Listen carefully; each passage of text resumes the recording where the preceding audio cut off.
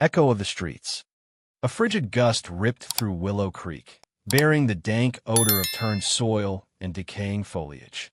Echo Riley burrowed deeper into the recessed alleyway, his worn hoodie a flimsy shield against the elements. His stomach churned, a sharp reminder of the lean pickings of late. He hoped for better luck tonight. He edged toward the wrought iron gates of Willow Creek Manor, its immense form a jagged silhouette against the turbulent sky. Most townsfolk gave the place a wide berth, muttering about spectral inhabitants and lurking darkness. Echo wasn't spooked by ghost stories. He feared the gnawing void of hunger, the bone-deep chill that lingered, and the vacant stares of indifference. The refuse bins behind the manor kitchen usually offered sustenance, though the cook, a stout woman perpetually soured, was quick to brandish her broom. But this evening, the yard lay still. He carefully raised the lid of the first bin, his nose twitching at the acrid reek of spoiled victuals. Nevertheless, he sifted through the detritus, quickly discerning anything salvageable: a half-eaten apple core, a stale bread end, some limp lettuce leaves. Enough to quell the worst of the hunger pangs. As he ate, perched precariously on the bin's edge, he detected voices carried on the breeze from the adjacent street. Two men, swaddled in heavy overcoats, were in hushed conference. Echo strained to catch their words, his street smarts tingling. Information was a commodity, and one never knew when a stray tidbit might prove valuable. Claimed he glimpsed a light in the west wing. One murmured, his voice almost lost in the wind's howl. "Don't be a fool, Thomas. Everyone knows the manor's been deserted for ages." The other countered dismissively, "I deserted, but not at rest. They say old man Hemlock still wanders those halls, searching for his hidden gold. Hemlock's been pushing up daisies for half a century. You swallow every tall-tale hook, line, and sinker.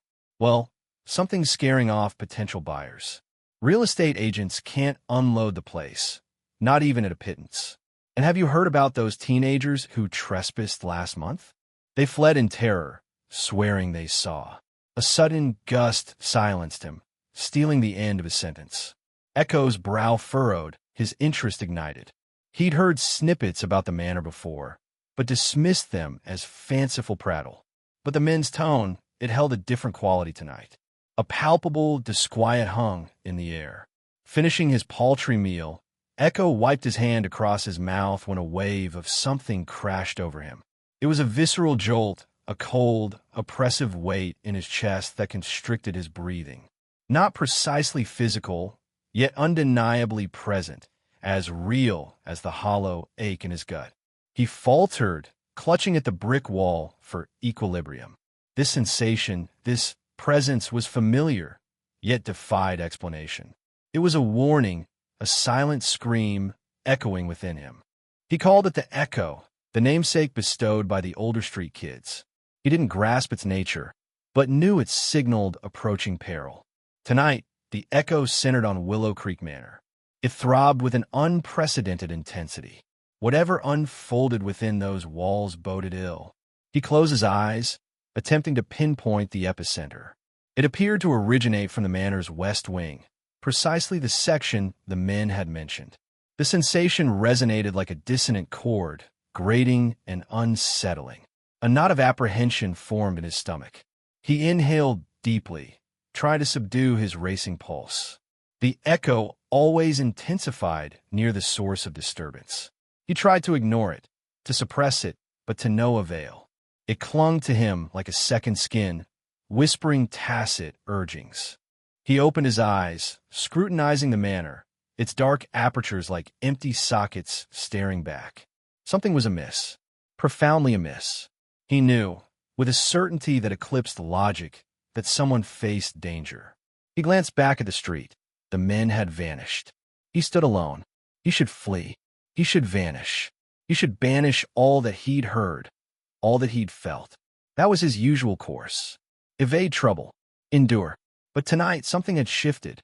The echo resonated with such force, such insistence.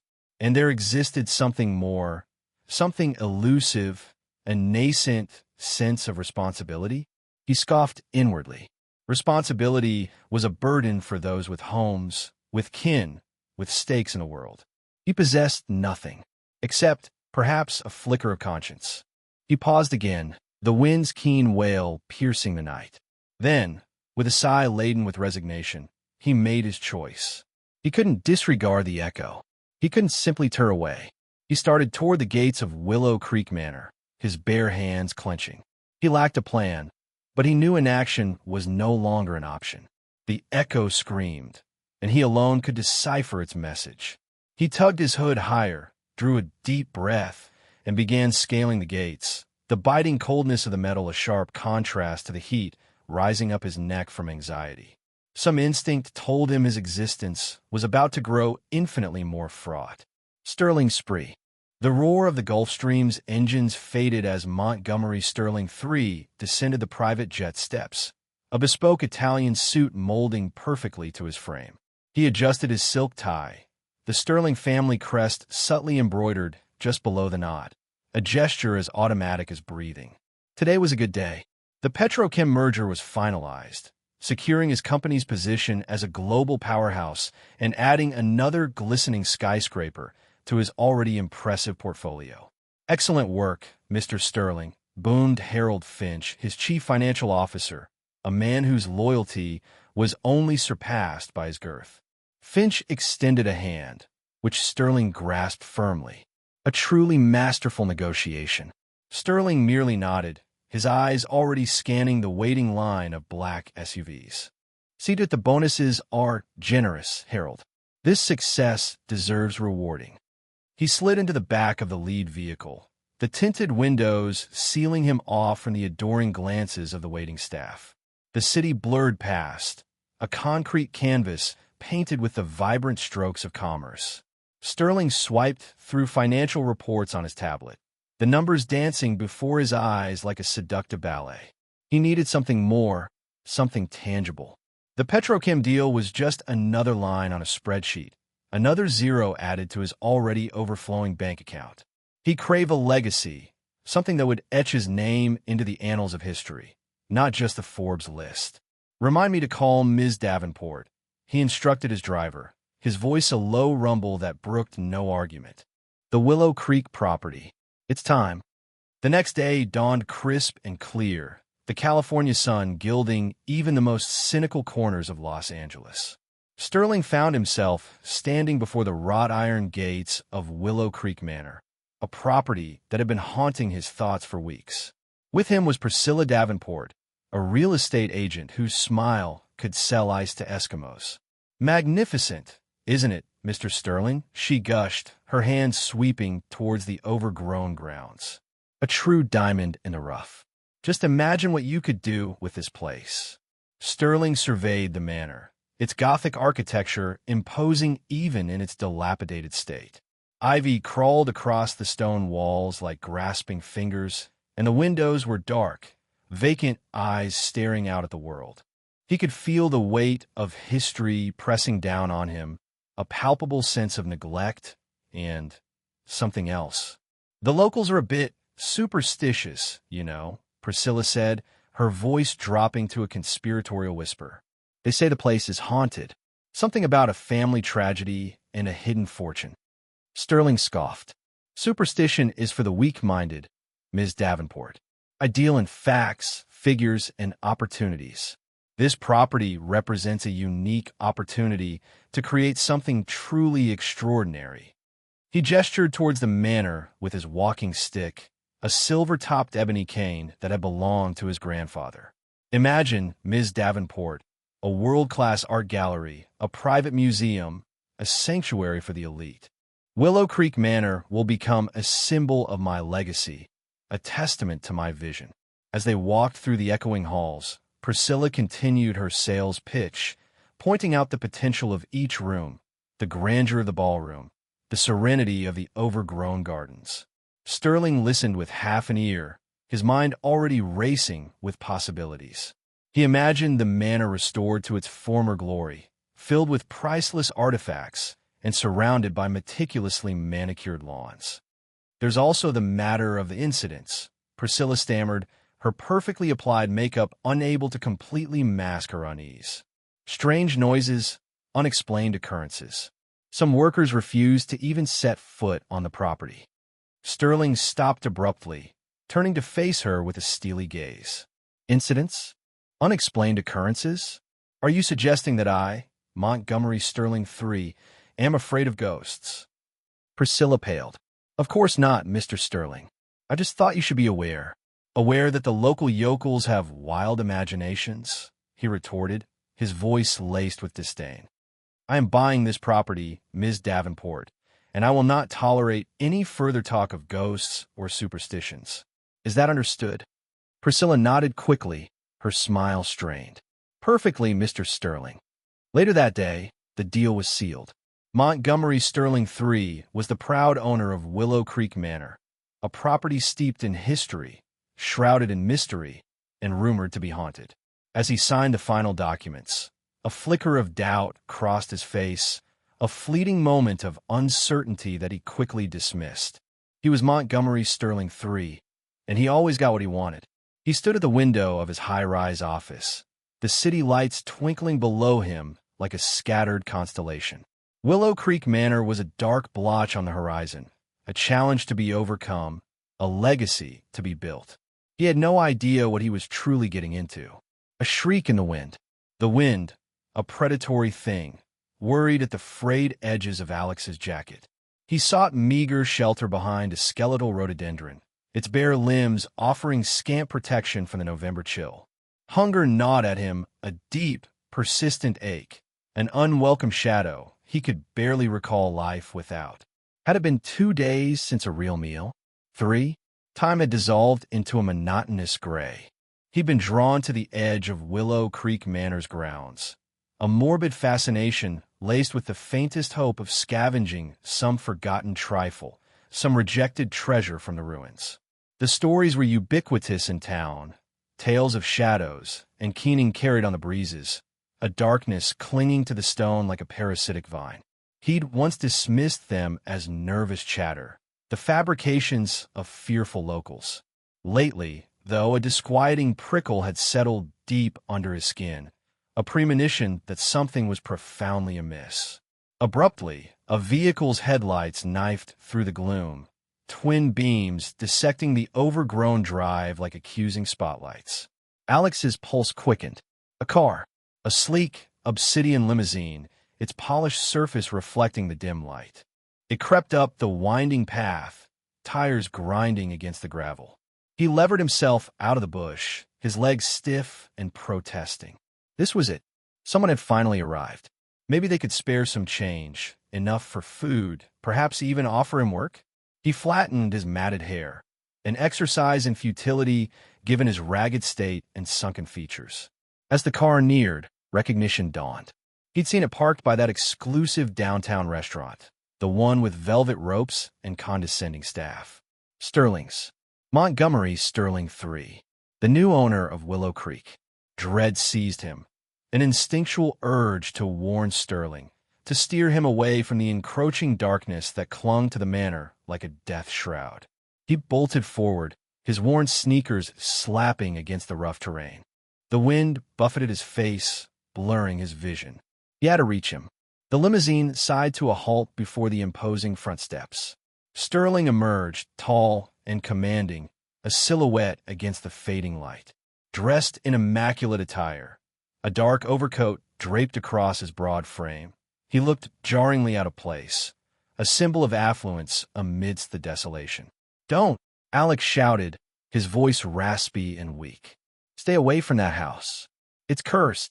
The wind snatched at his words, swallowing them in the estate's vast emptiness. Sterling seemed oblivious. He adjusted his tie, a gesture of dismissal, and turned towards the manor. Alex pressed on, his lungs burning. "Please, you don't understand. It's not safe." Sterling paused, his back still turned. He angled his head slightly, a flicker of irritation fleeting across his features. He raised a hand, an ambiguous gesture that could have been a wave or a command to halt. "Cursed," he scoffed, his voice carrying on the wind, sharp and patronizing. "Superstition. I deal in facts. not folklore. He pivoted, fixing Alex with a cold, unwavering gaze. Be on your way, son. This is private property. His eyes, dark and intense, held no warmth, no sympathy. Alex saw only a rigid resolve, an unyielding ambition that tolerated no interference. Sterling turned again and ascended the steps, each footfall echoing in the silence. He reached the weathered oak doors, their surfaces scarred and time-worn, and pushed them open with a groaning protest that seemed to echo from the manor itself. He lingered on the threshold, framed against the interior gloom, glancing back at Alex, a ghost of a smile touching his lips. Thank you for your concern. I assure you, I can handle a few drafts. Then he stepped inside, vanishing into the shadows. The heavy doors ground shut behind him, sealing him within the manor's grasp. Alex stood motionless, the wind howling around him, a keening sound, a mournful dirge. He had tried. He had warned him, but Sterling hadn't heeded the warning. Now, he was alone with whatever resided within Willow Creek Manor. He watched the dark, silent house, his heart hammering with an inexplicable dread. He knew, with a chilling certainty, that something terrible was inevitable, and he was powerless to avert it. Whispers and shadows. The oak door slammed, a resonant boom swallowed by the cavernous entry. Montgomery Sterling III, more attuned to the city's thrum and the hushed efficiency of his staff, felt a prickle of unease in the sudden stillness. He tugged at his Turnbull and Asser, its silk a sudden vice. Right, he announced, clapping his hands, the sound sharp. Let's instill a little order here. The hall stretched before him, dust motes suspended in sunbeams, slicing through grimy panes. A sweeping staircase ascended into shadow. Sterling trailed a gloved hand along the banister, wincing at the grimy film. He needed a proper cleaning service, not just locals. Turning, he aimed for the library, its promise of floor-to-ceiling shelves beckoning. He envisioned himself, brandy warming his palm, amidst first editions. He flicked the light switch. Dead. Confound it, he muttered, working the switch futilely. Needs a bulb, undoubtedly. Fishing out his phone, he used its beam to navigate. His gaze swept the shelves, snagging on a large, leather-bound book lying open on a table. It seemed antique, its pages aged to parchment. Curiosity piqued, he edged closer. A sudden illumination flooded the room before he could reach it, jolting him. Blinking, he adjusted. Well, how peculiar, he murmured, shaking his head. Dodgy wiring, I suppose. Again, he reached for the book, but a whoosh of air sent the window crashing shut, its panes rattling violently. Sterling recoiled. He hadn't even registered it being ajar. He crossed to it and secured the latch. Drafty old mausoleum, he declared, his voice louder than intended. He returned to the table, resolute to examine the volume. Vanished. Sterling's brow furrowed. He was certain it had been there. He checked around and underneath the table. Empty. Now look here, he began, a prickle of annoyance surfacing. This is ludicrous. He dismissed it as an optical illusion, a fleeting distraction. He was, after all, weary from the drive. He resolved to inspect the dining room. As somber as the library, it centered around a long, imposing table cloaked in dust.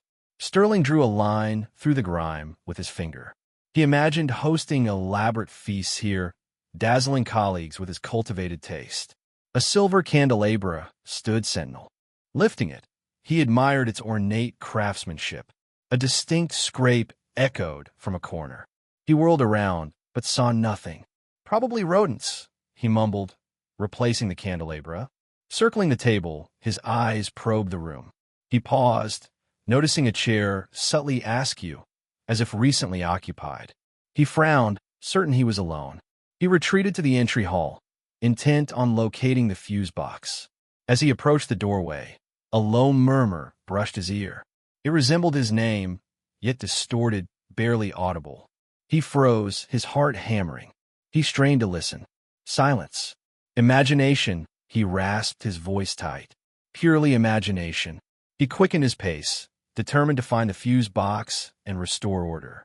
Reaching the foot of the staircase, a resounding crash erupted from upstairs.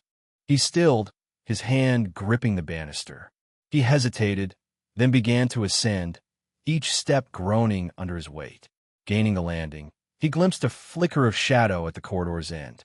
He squinted, trying to decipher its form. It vanished as swiftly as it had appeared. He advanced cautiously down the corridor, every sense heightened. He arrived at the room where he thought he'd seen the apparition. A bedroom, sparsely furnished with a four-poster bed and a dusty wardrobe. The window hung open, the curtains billowing in the breeze. He marched over and slammed it shut, securing the latch. Turning back, he saw a rocking chair in the corner, swaying gently, as if someone had just risen. Sterling gaped at the chair, his face draining of color. He opened his mouth to speak, but no sound escaped. The chair continued its rhythmic creak, the sound amplified in the silence. He retreated slowly, his gaze locked on the chair. He whirled and bolted from the room, fleeing down the hallway and the stairs. He didn't halt until he stood outside, on the overgrown lawn, gasping for air. He glanced back at the manor, its darkened windows staring back, vacant and ominous. The wind howled around him, carrying a faint susurrus of whispers. He shivered despite the mild air. "This is preposterous," he stated, his voice trembling slightly. "It's just an old house, nothing more." But deep down, a seed had been sown, a seed of dread, the missing masterpiece. Sleep afforded scant peace. Montgomery tossed and turned, ensnared by the unfamiliar linen, hunted by murmurs that sharpened into dire prophecies. He surfaced into clammy wakefulness, the weak dawn doing little to alleviate the lingering dread. A swift, scalding shower proved a momentary reprieve from the gnawing sense of unease that permeated the manor. He needed to reclaim his equilibrium, to exert dominance over this estate. Following a hasty breakfast of toast and instant coffee in the echoing kitchen, he determined to confront the library once more. The disturbances had escalated overnight. The very air throbbed with a palpable, unseen force. He discovered books scattered across the floor, not merely fallen, but flung with furious abandon. An icy tendril, sharper than any draft, coiled around his ankles. He disregarded it, blaming the poor insulation he intended to rectify. He righted the volumes, mentally noting their titles, seeking to impose order upon the disarray. That's when he registered it. The vacant space on the wall. The faded wallpaper revealed the stark outline of a missing rectangle. It had been there yesterday, he was certain.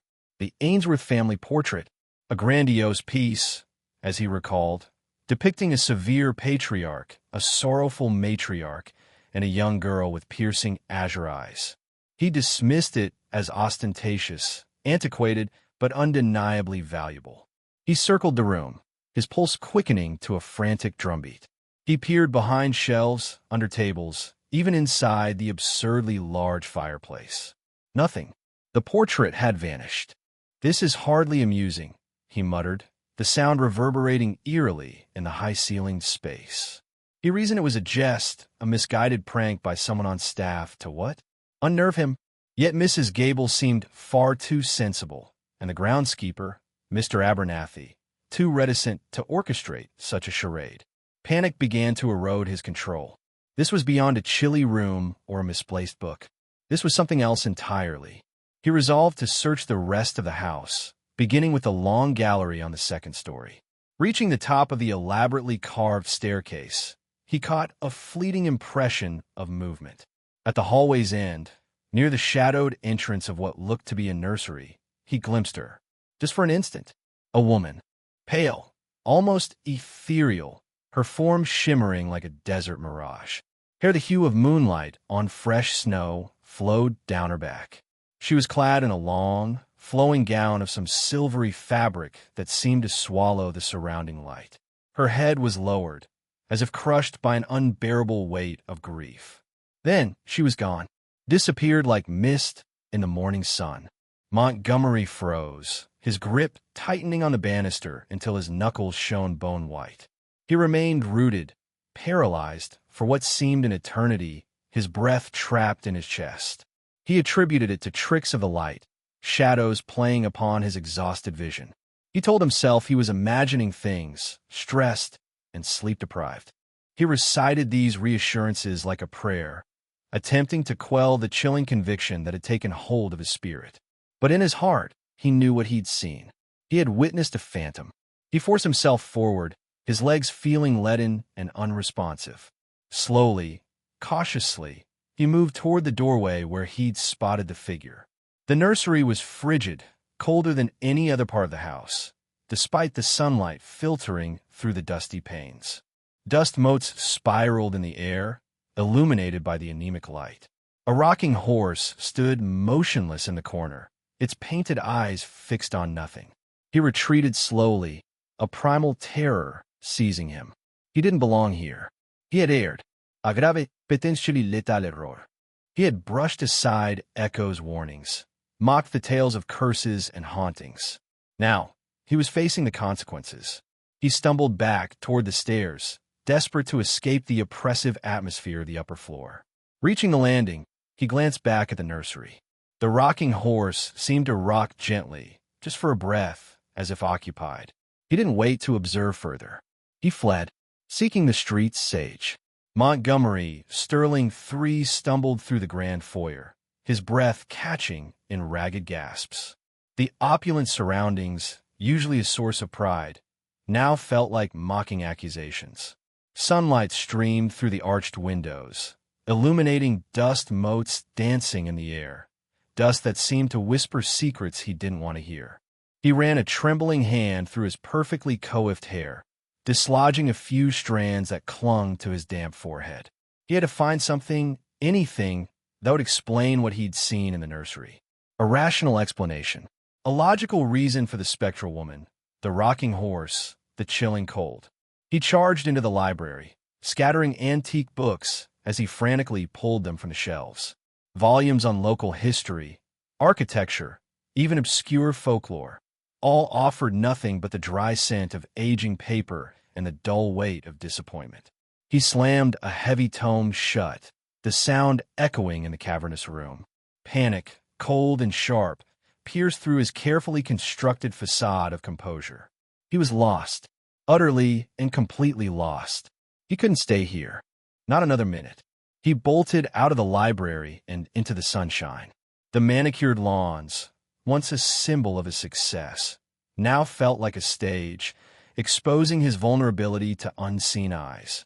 He walked to the wrought iron gates, his pace quickening with each step until he was almost running. He fumbled with the latch, his fingers clumsy and unresponsive. He needed help, but who could he possibly turn to? He couldn't tell the police. They'd think he was insane. His lawyer? Equally useless. His social circle? The thought of confiding in them was even more unbearable.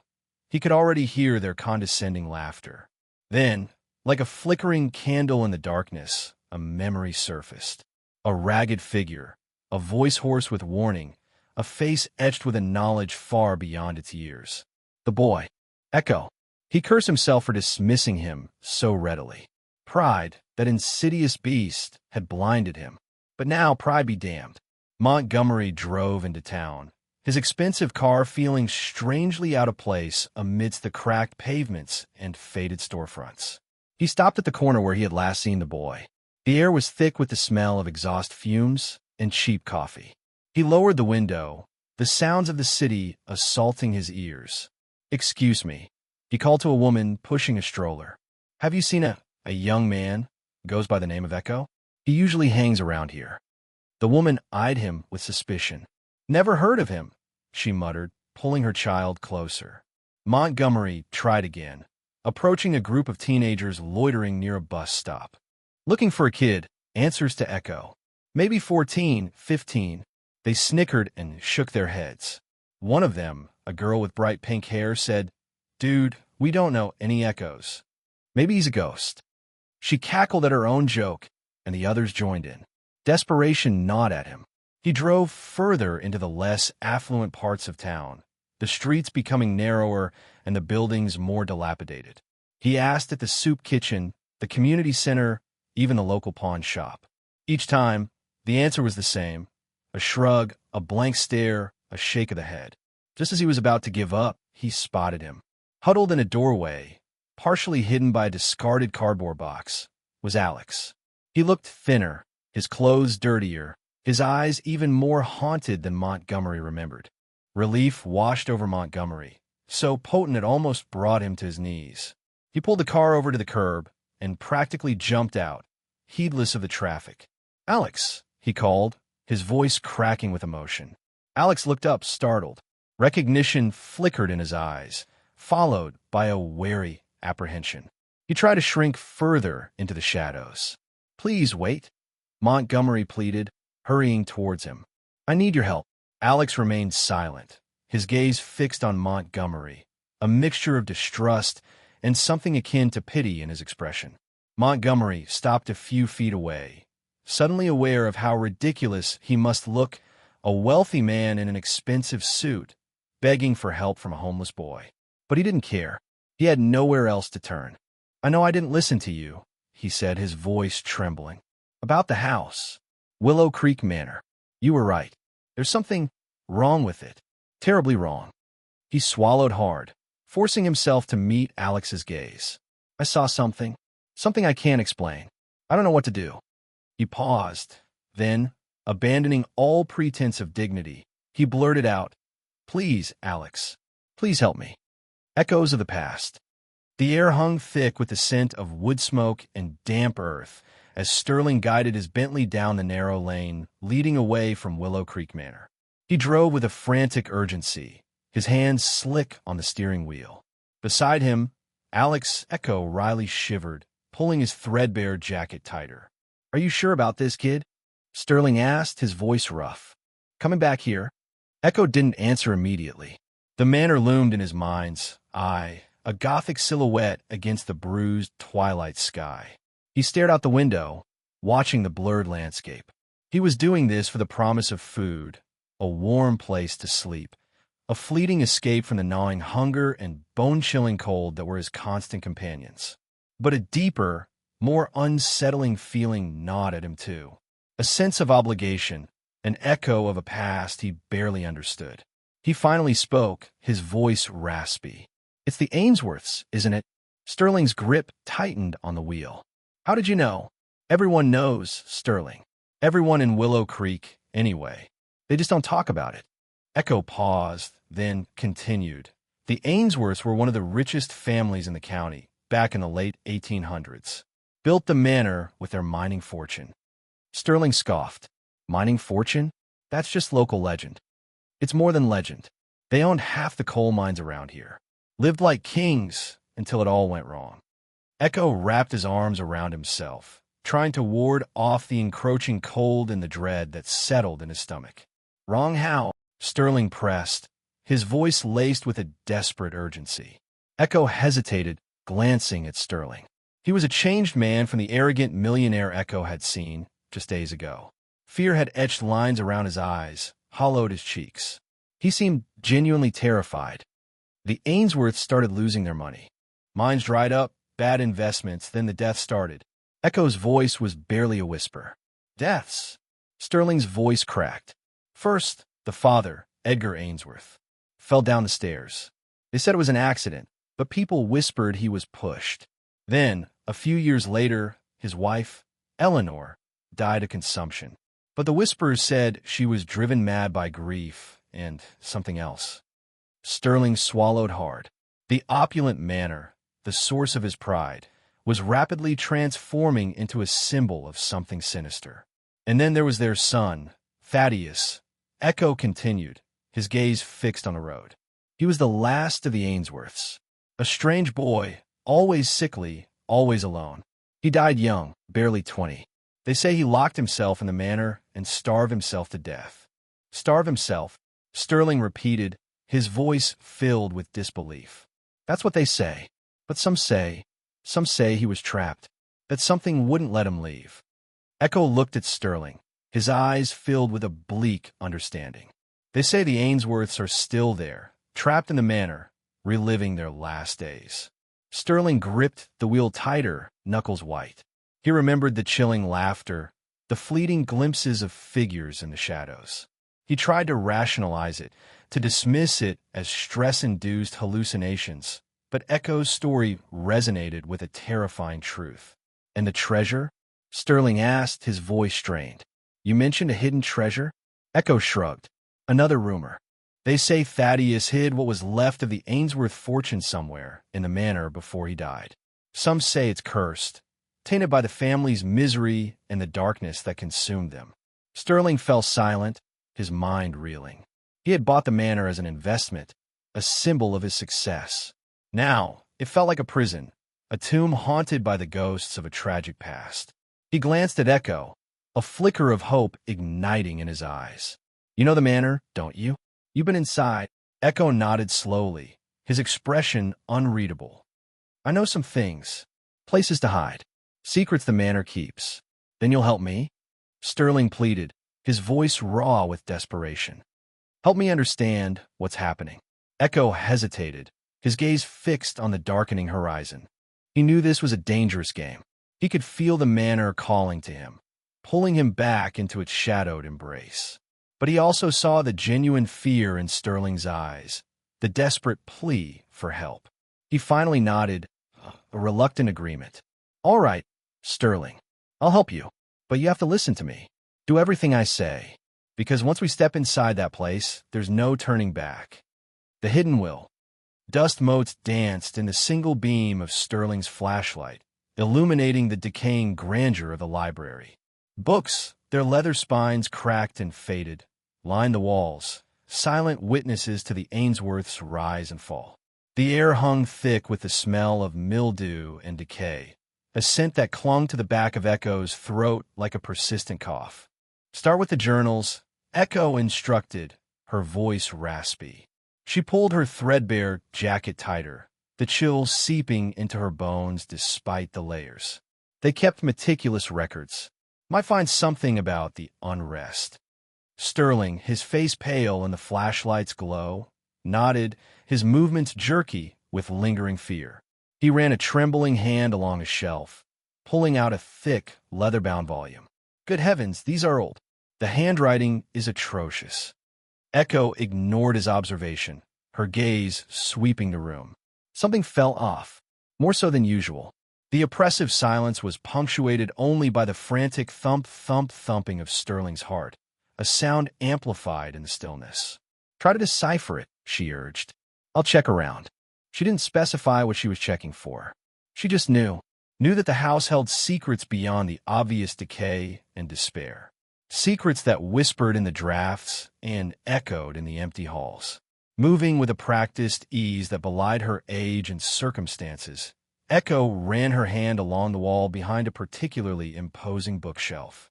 Her fingers, calloused and scarred, brushed against something unexpected, a slight indentation in the wood paneling. "Sterling," she called softly, her voice barely a breath. "I think I found something." Sterling, struggling with the spidery script in the journal, hurried over, his flashlight beam bouncing erratically. He shone the light on the section of wall Echo indicated. "What is it?" he asked, his voice hushed. Echo pressed her fingers against the indentation, feeling for a latch or a release. After a moment of concentrated pressure, she heard a faint click. With a groaning sigh, a section of the bookshelf swung inward, revealing a narrow, hidden passage. Sterling gasped, his eyes wide with disbelief. A secret room? Unbelievable.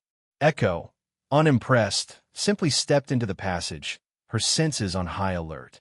The air within was even colder, heavier than the library. The passage was short, leading to a small, windowless room. Inside, a single wooden desk sat beneath a flickering gas lamp, casting long, dancing shadows on the walls. Several more journals lay open on the desk, alongside a scattering of loose papers and a tarnished silver inkwell. "Jackpot," Echo muttered, stepping further into the room. Sterling followed, his flashlight beam jittering nervously across the room. He settled his light on the journals while Echo started skimming the loose papers. The journals contained the daily entries of Elias Ainsworth, the patriarch of the family. Page after page detailed the mine's progress, the family's social engagements, and Elias's growing obsession with securing his legacy. "Listen to this," Sterling said, his voice tight. He began to read aloud. The whispers grow louder. "They say the land is cursed, that we stole its bounty. Nonsense. We are building an empire, a legacy that will endure for generations." He paused, his voice cracking. He was delusional. Echo held up a sheet of brittle parchment. "This isn't delusion. This is intent." The document was a will, dated several years after the entries in the journal Sterling was reading. But it wasn't the will that Sterling had inherited. The language was similar, but the stipulations were drastically different. This will bequeath the majority of the Ainsworth fortune not to Elias's direct descendants, but to the establishment of a charitable foundation dedicated to supporting the miners and their families, to improving the town of Willow Creek, and to preserving the natural beauty of the surrounding land. He wanted to give it all away. Sterling stammered, his voice filled with disbelief. "But why didn't he?" Echo shrugged, her gaze fixed on the date of the will. Something must have changed. Something significant. She scanned the journals for a corresponding entry, her eyes darting over the faded script. Then she found it. A single entry, scribbled in a frantic hand, dated just weeks before Elias Ainsworth's sudden death. They know. They know about the will. Eleanor opposes it. She says it's madness, a betrayal of our family. She says I'm cursed. Echo felt a shiver crawl down her spine. "Eleanor," she said softly, her voice barely audible. "His wife."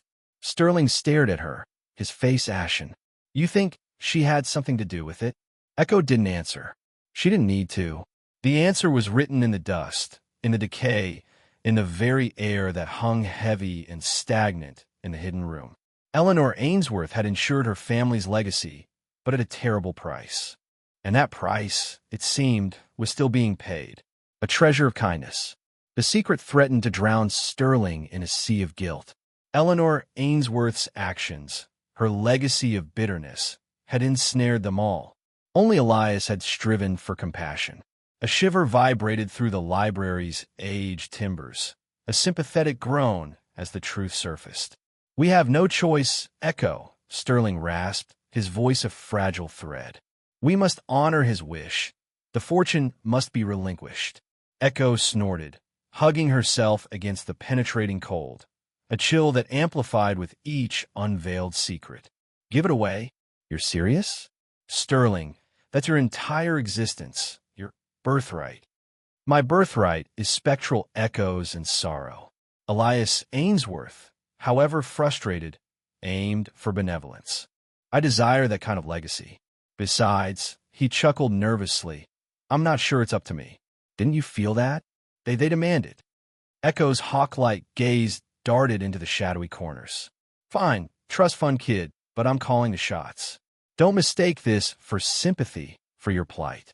I'm doing it because maybe, just maybe, it'll silence the damned." The following days became a blur of frantic activity. Sterling, galvanized by a newfound purpose, plunged into organizing a benefit. Shelters, soup kitchens, outreach programs. He contacted them all, his initial uncertainty melting into a fervent desire to make amends. He imagined a lavish soiree, not for the city's social elite, but for its marginalized, the dispossessed, the hungry, the lost souls haunting the city's margins. Echo frequently crossed his mind, her steely resolve, her street smarts. He envisioned her not just as a reluctant ghost hunter, but as an indispensable partner. "I need your help, Echo," he implored, finally locating her near the docks, warming her hands over a trash fire. "Be a part of this. You understand their struggle, their needs." Distrust clouded her features. "Why? Sudden pangs of conscience about your gilded cage." "Conscience barely scratches the surface," Sterling confessed. "It's more profound than that. My perspectives have shifted, and I'm adrift without you." To his astonishment, Echo conceded, a spark of something akin to hope igniting in her eyes. "All right, but no sanctimonious speeches, no stage theatrics. This has to be genuine. Together, They revolutionized Willow Creek Manor's grand ballroom. Gone were the crystal chandeliers and silken tapestries, replaced by long tables groaning with provisions, food, clothing, essential supplies. Sterling insisted on on-site medical personnel to offer free assessments and guidance with lodging and careers. He even invited Alex, the insightful youth who'd first warned him, to reside at the manor for the duration, offering him safety and sustenance. Alex remained apprehensive, but Echo's presence calmed his nerves. On the evening of the event, a diverse assemblage filled the manor. The atmosphere crackled with a unique blend of trepidation and anticipation. Sterling, transformed from aloof millionaire into engaged host, moved among the attendees, shaking hands, hearing their stories, providing heartfelt support.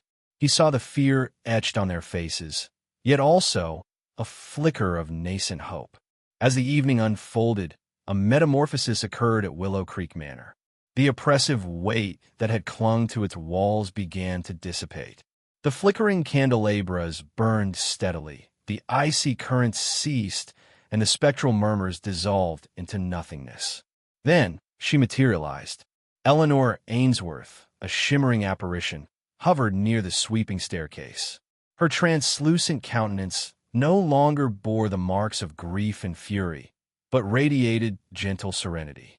She observed Sterling circulating among the guests, a faint smile gracing her lips. Sensing her nearness, Echo nudged Sterling. There. He followed her pointed stare, inhaling sharply. He saw Eleanor, not as a wrathful specter, but as a woman finally finding peace. Their eyes met. A silent understanding flowed between them. The curse, the haunting, was receding. The Ainsworth's yearning was being honored. The subsequent morning, as the final guest departed, Sterling stood alongside Echo on Willow Creek Manor's front steps. The radiant sun bathed the estate in a golden glow. "Did you witness her?" Sterling inquired, his voice hushed with wonder. Echo assented. She seemed relieved, like she could finally move on. "We accomplished it, Echo," Sterling said, a broad smile illuminating his face. "We actually accomplished it." However, their efforts were far from complete. Inspired by the triumph of the event, Sterling and Echo resolved to establish a lasting foundation to aid the area's unhoused and vulnerable youth. They labored tirelessly, acquiring donations, enlisting helpers, and creating programs to deliver education, career training, and accessible housing options. Sterling unearthed a purpose he hadn't known he craved, and Echo tapped into a reservoir of resilience she hadn't realized she possessed. Their improbable alliance evolved into a profound and enduring bond, forged in the crucible of a haunted estate and a mutual aspiration to effect positive change. The paranormal disturbances at Willow Creek Manor ceased entirely. The Ainsworths, at long last tranquil, had released their hold on the property. The manor, once a symbol of opulence and despair, transformed into a ray of optimism, a demonstration of the potency of benevolence and the redemptive promise of second chances. Alex became an integral part of Sterling's and Echo's shared life.